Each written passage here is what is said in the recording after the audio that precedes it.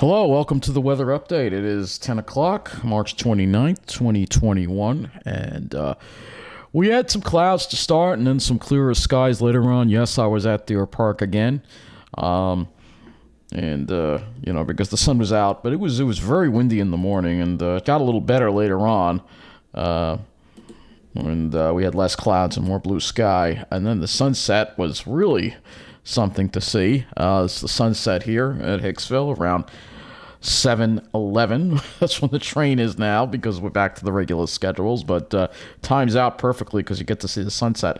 I don't know what this little layer of haze is here in the air at the sunset. I noticed it seemed like it wasn't quite as clear as it could have been today. We did have some more clouds around than I expected, particularly in the early part of the day. The satellite is kind of taken around noon when the clouds were already starting to dissipate. We had quite a few clouds popping up in the early part of the day with a lot of wind, too. A lot of wind. So this is the current satellite here. We are clear, no clouds right now. Let's see if we can load a long 120 frame satellite here so we can show you what it looked like earlier on. Yeah, this will be kind of what you saw. You see quite a few clouds, and then they dissipated as the day went on. I wanted to show you that, so get an idea of what it was like earlier. Let's take a look at our current conditions. Yeah, we have a lot of red flag warnings out west because it's dry.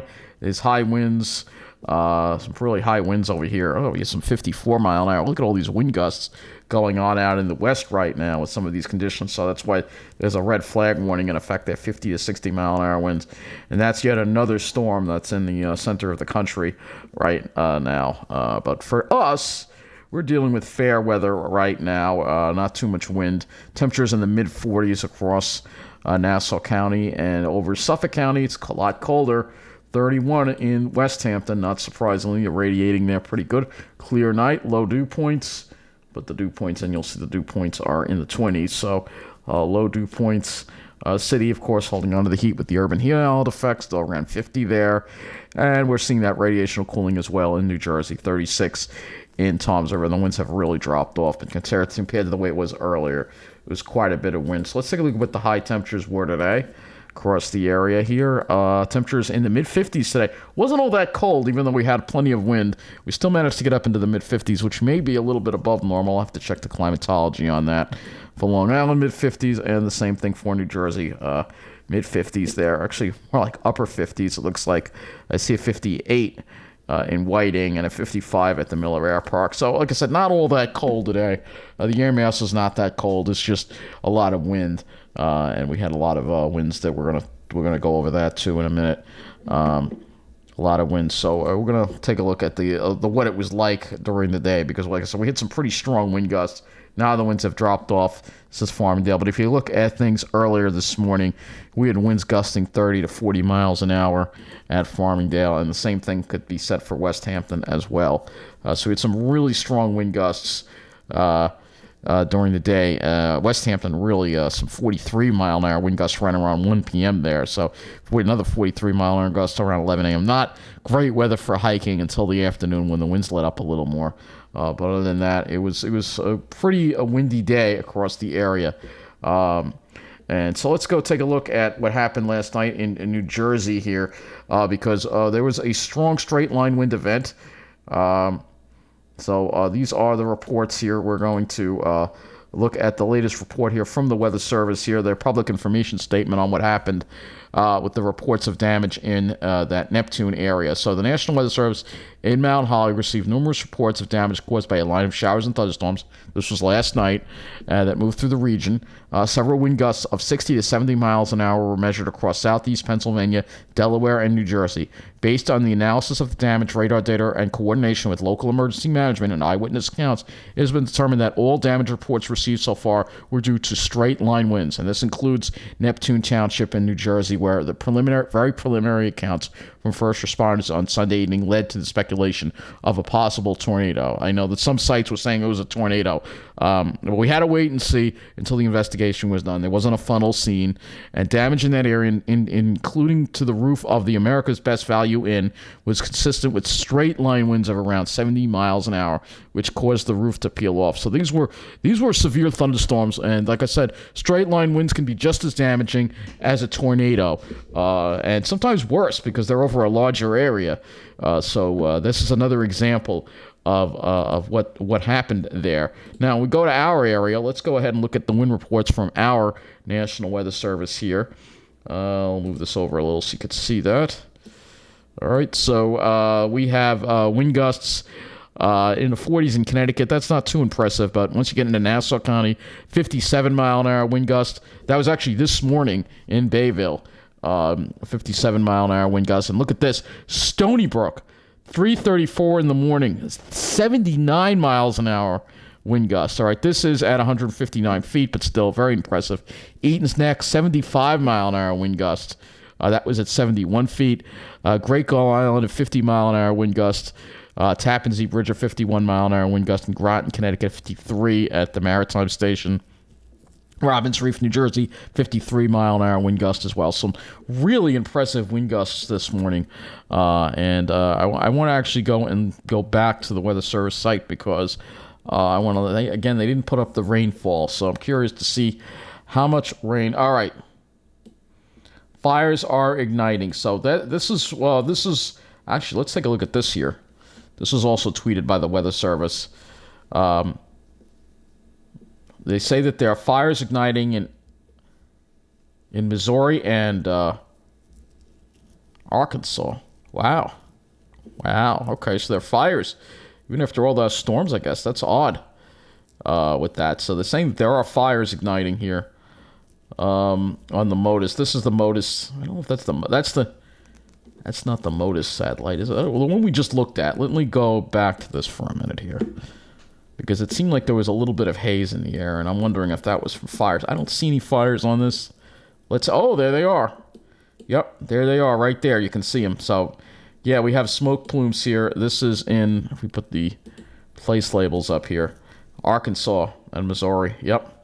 So, wow, they're having some brush fires already. Wow, this could be a bad season, especially with that red flag warning in effect for this area.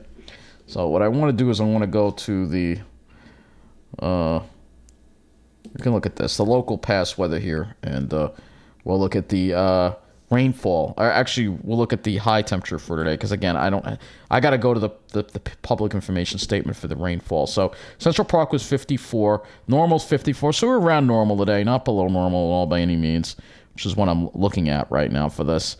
So normal high, so we were close to normal for the high. Let's go ahead and look at islip as well. So 53 for the high, normal value 51, so we're a little bit above normal on Long Island by a couple of degrees. So it's quite interesting. And if we look at the, this doesn't really know. I'd have to look at the preliminary. We're not going to look at that yet until the end of the month. So let's let me look for the public information statements here and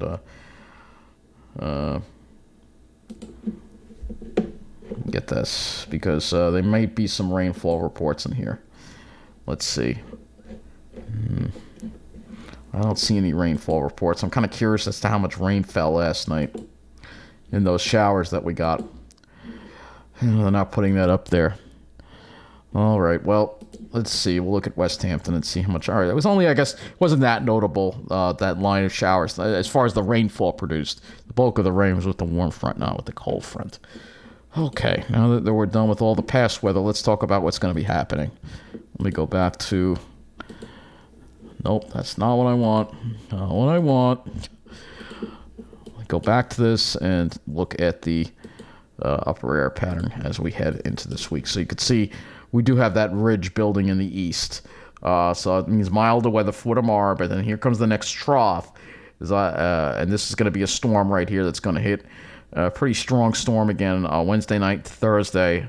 March is going to go out like a lion, not like a lamb. And then we have this deep trough that's going to move in, bring in some cold weather Thursday into Friday.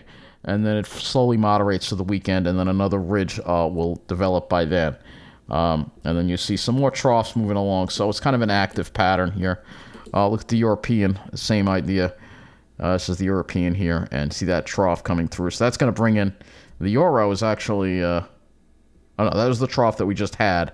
But then here's the trough for the week. And this trough is deeper and it kind of cuts off a little bit. And when you see that kind of thing, that means it's going to take its time moving through. All right, so let's go back to the surface here.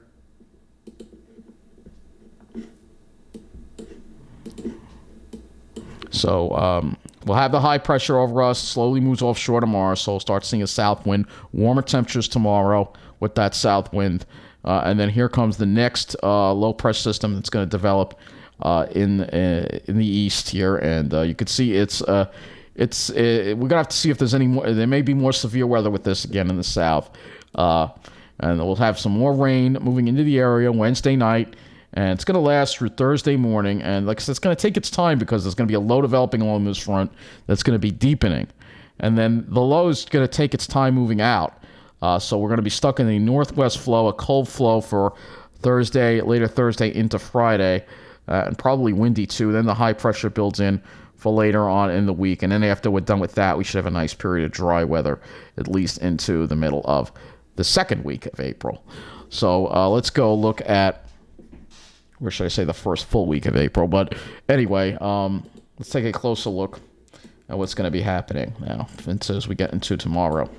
All right, and I guess we will start with the temperatures because they will be rising. It'll be a lot warmer. After a cold night tonight, we're going to get some radiational cooling, probably below freezing in the Pine Barrens. Let's go to the HRRR. So here's the HRRR, and this is the zero. Let me get the zeros, the HRRR. This one goes far enough out.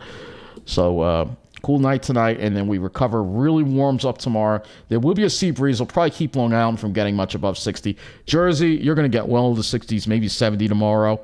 Because, of course, they don't really get a sea breeze. And the sea breeze will probably wind up not developing until later in the day, like after 6, 7 o'clock for them. By the end, I think Tom's River is going for 70 tomorrow.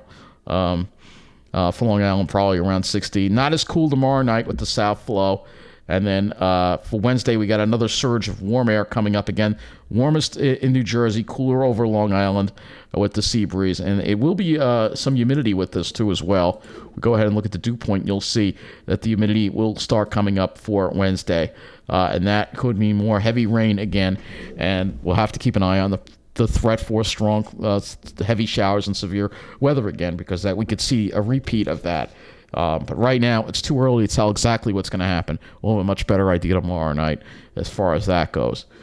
So put this back to the GFS, and you'll see this sharp cutoff again, and then strong winds again for Thursday, and the temperatures will drop on Thursday. We're going to be dropping through the 40s, and if you look at the GFS here, and you look at the precip, you'll see that it actually gets cut. There's some snow just to the north. I don't think we'll see anything, but we're going to see that the showers, the rain linger. And we're going to see quite a bit of rain again from this. So we could see another inch of rain overnight, Wednesday night into Thursday. More rain again. And then it moves away, and then we're going to have just those blustery, windy conditions for Friday, and then calming down for Saturday. So let's go look at the sky conditions now. We will have a clear day for tomorrow, hopefully mostly clear. Maybe some cirrus later on, maybe, but hopefully we'll get a mostly clear sky. And then the clouds roll in, and then we've got the clouds for Wednesday, clouds for Thursday, going to linger on with that instability and that low in the area. And then we'll try to get rid of the clouds on Friday. Right now, GFS doesn't look too optimistic. It has a lot of instability, cloudiness over us. Obviously, it's just a ways away, so we're not exactly certain what's going to happen with that. Maybe a better bet of some sun on Saturday, but then we got to worry about the cirrus rolling in. So tomorrow is really going to be your probably clearest day in the next 5 days or so, probably. Right now, that's the way it looks. Let's go look at the NAM model here. 18Z NAM for the skies, and the same thing. We'll have mostly clear skies tomorrow. I think maybe a little bit of cirrus here and there, maybe, but I think plenty of sunshine compared to what we're going to be dealing with, obviously, Wednesday with more clouds, and then Thursday. Now, this is as far out as the NAM is going to go, as far as the you could see the thunderstorms, the threat for Wednesday night into Thursday. So we're going to have to keep an eye on that. March is going to go out like a lion, not out like a lamb like it's supposed to, unfortunately.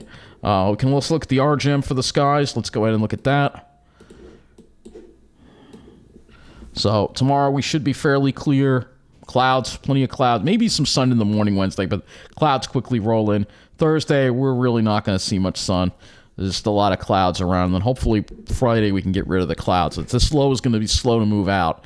And again, we're going to be dealing with those colder temperatures. If we put this back and look at the temperatures again and put this back to the GFS, you will see on Friday we're going to have a hard time at getting out much above 40 degrees. So it's going to be a pretty cold day and pretty windy too. If we look at the winds here, you'll see here. Well, actually, the winds don't look too bad. Okay, so that's good. At least the winds back off, but it's going to be a pretty cold day, I think. And we'll have a better idea of how this is all going to work out tomorrow night with the severe weather threat, but we could be dealing with the severe weather threat again.